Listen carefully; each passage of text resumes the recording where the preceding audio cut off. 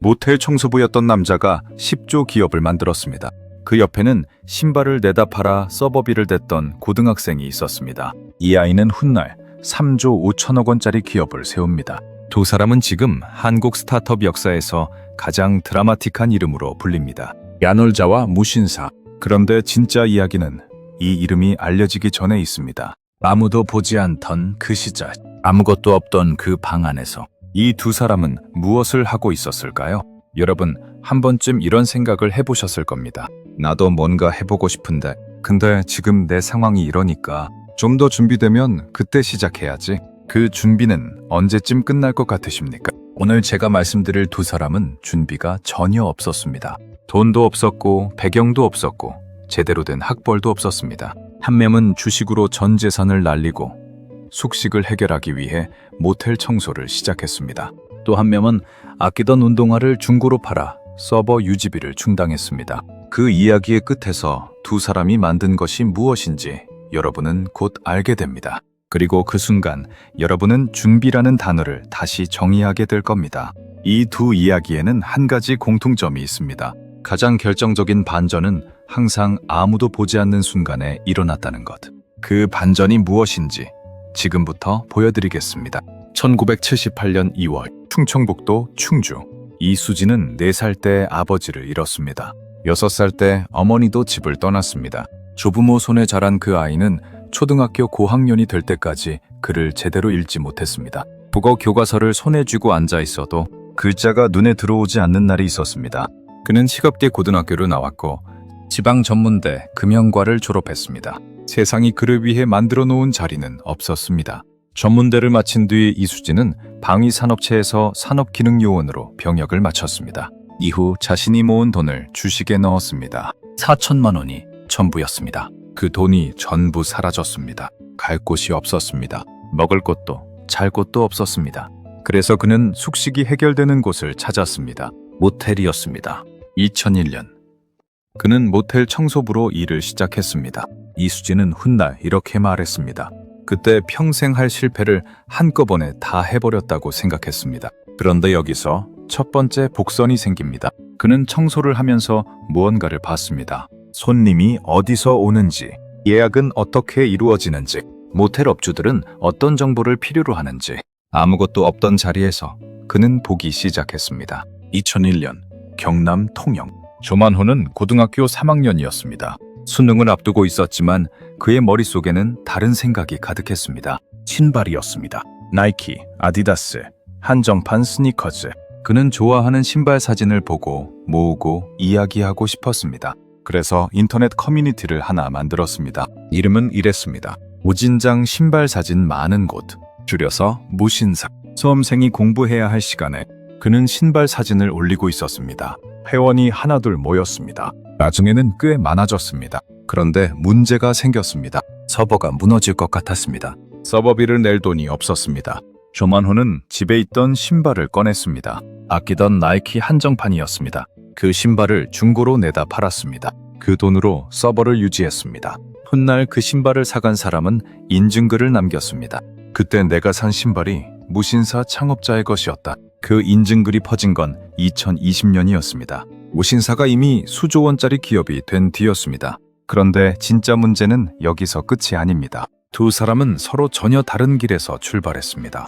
그러나 이 두 사람이 걸어간 길은 어느 순간 같은 방향을 가리키기 시작했습니다. 그 방향이 무엇인지, 그리고 왜 이 두 기업이 지금 한국을 대표하는 유니콘이 됐는지 지금부터 보여드리겠습니다. 대부분의 사람들은 이 두 창업자에 대해 성공했다는 사실만 압니다. 하지만 그 과정에서 이들이 선택한 것, 포기하지 않은 것, 그것을 아는 사람은 많지 않습니다. 2004년 이수진은 모텔 청소부에서 매니저로 올라간 뒤 숙박업 종사자들을 위한 인터넷 카페를 만들었습니다. 모텔 이야기. 자신이 일하면서 쌓은 경험을 거기에 썼습니다. 예약 시스템이 왜 비효율적인지, 모텔 업주들이 어떤 정보를 필요로 하는지, 손님은 어떤 숙소를 찾는지 글을 올릴 때마다 댓글을 달았습니다. 하나하나. 직접. 1년 뒤 가입자는 1만 명이 됐습니다. 2005년 그는 회원 20만 명짜리 인터넷 카페 모텔 투어를 500만 원에 샀습니다.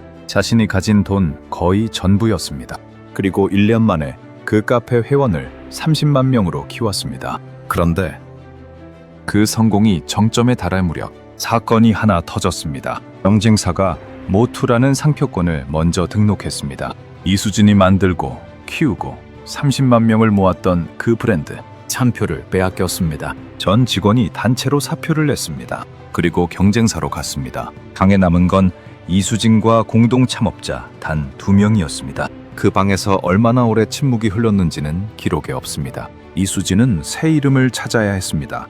그렇게 나온 이름이 있습니다. 야놀자. 야, 놀자. 한국어로 가장 가볍고 가장 직관적인 그 말. 아무도 몰랐습니다.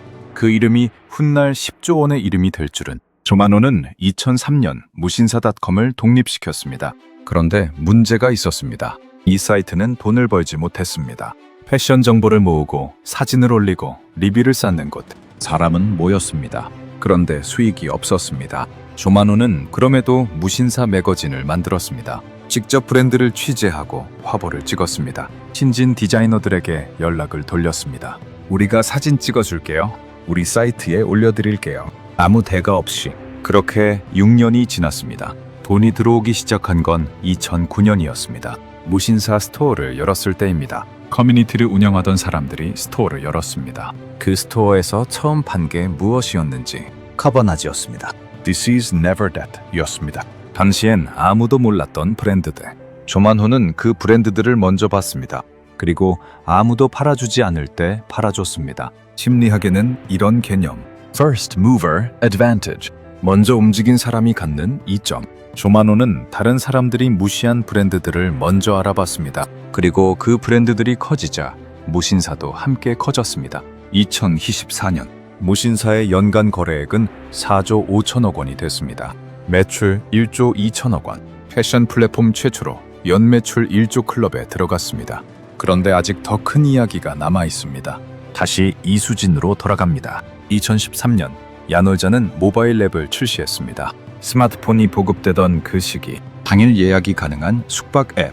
그런데 이수진은 앱보다 훨씬 앞서 다른 것을 보고 있었습니다. 모텔 업주들이 매일 어떤 일을 하는지, 체크인, 체크아웃, 청소, 예약 확인, 이 모든 것을 사람이 직접 했습니다. 이걸 자동화하면 어떨까? 2017년 야놀자는 호텔 자동화 솔루션 사업을 시작했습니다. B2B, 즉 기업 대 기업 사업이었습니다. 그리고 2019년 글로벌 여행 솔루션 기업인 부킹홀딩스와 싱가포르 투자청으로부터 1억 8천만 달러를 투자받았습니다. 한국 최초의 여행 유니콘이었습니다.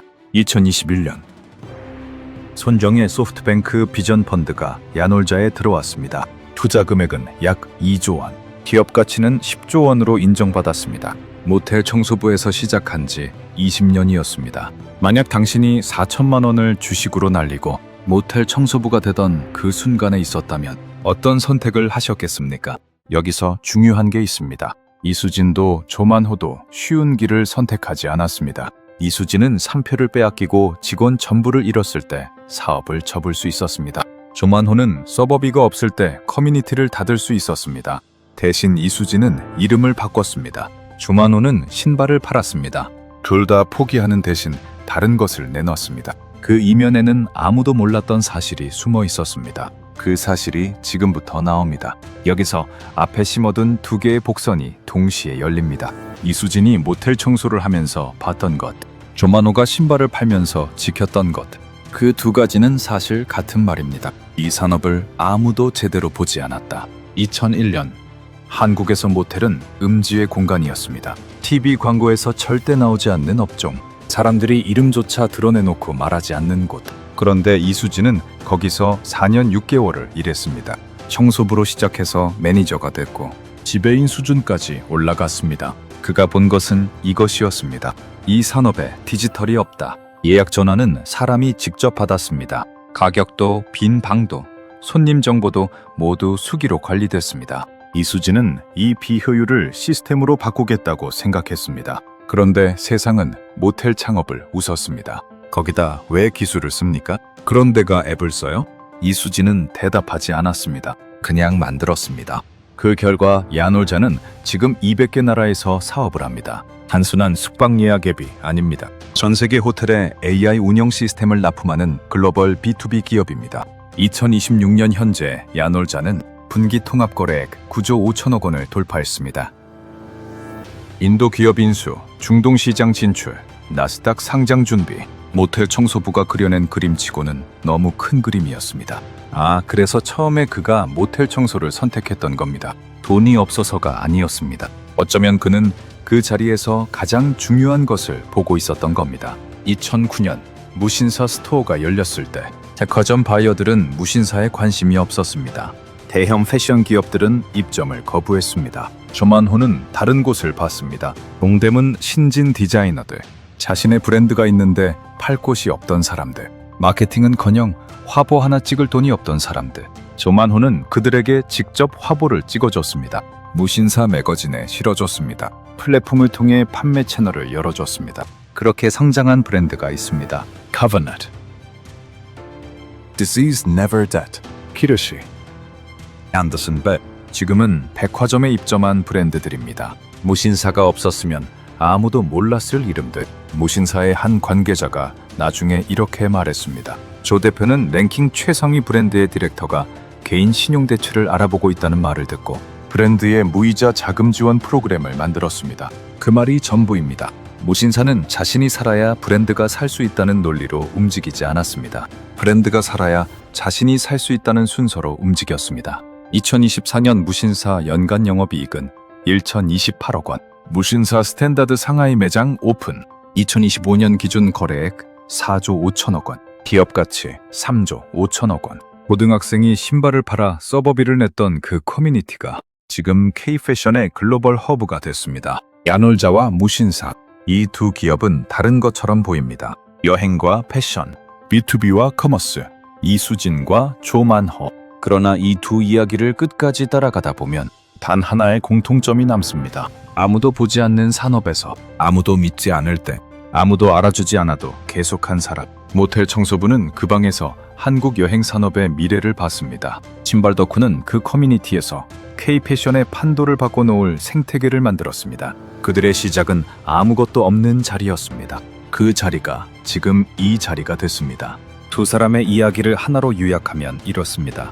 가장 낮은 자리에서 가장 오래 머문 사람이 결국 가장 멀리 갔습니다. 지금 당신이 있는 자리, 그 자리에서 무엇을 보고 있습니까? 야놀자 이수진은 모텔 청소를 하면서 디지털 혁신을 봤습니다. 무신사 조만호는 신발을 팔면서 패션 생태계를 봤습니다. 지금 당신이 할 수 있는 단 한 가지, 지금 하고 있는 일에서 남들이 보지 못하는 것 하나를 찾아보세요. 그것을 5분만 적어보세요. 그 메모가 첫 번째 복선이 됩니다.